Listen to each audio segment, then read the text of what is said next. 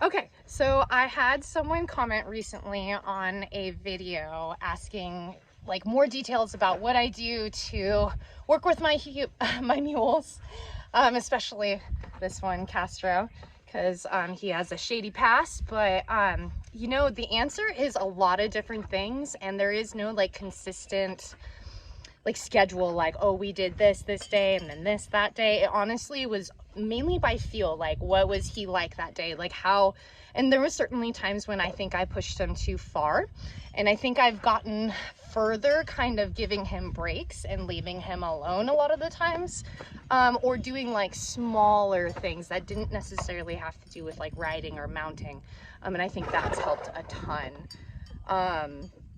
And then like once we've had that day of where we've had a successful ride, we you know, I let him take a break and enjoy his time away, you know, just being off. And then I find that he's much more like, yes ma'am, I'm ready to work for you, like what do you have for me? Like he yearns for more of that when I give him more time to just be relaxed and be a mule, to be honest. So that's a complicated answer, to be honest, but consistency. If there was something that I had in mind that we were gonna do, more than likely 100% of the time, well, let's say like 80%, maybe 85% of the time, I got the result I wanted and we succeeded what I kind of envisioned. But at the same time, it wasn't super high expectations per se. Like I knew that he was capable of doing what I asked him. But there are certainly times when I've like completely changed my plan and thought like, I need to take a step back and like reevaluate what I'm doing here. And so far it's worked out. It's taken a while, but I mean, if you like read about mules, you'll like realize that it is really true that they take longer, and they take time to trust.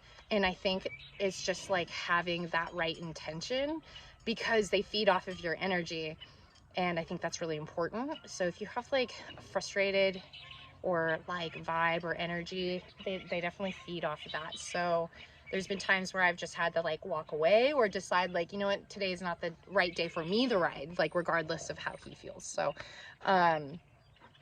yeah. Oh, and then like positive reinforcement and negative reinforcement too, but more on the side of positive reinforcement when working with an animal that has like a negative association with people or a situation.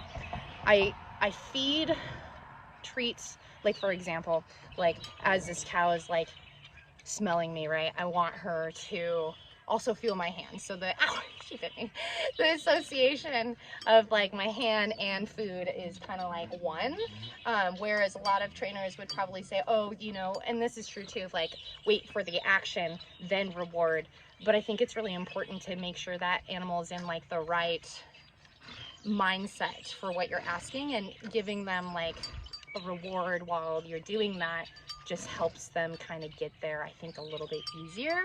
And then after that, you can kind of like reduce the amount of rewards you're doing in between, and then just build off of your relationship and your trust level, you know.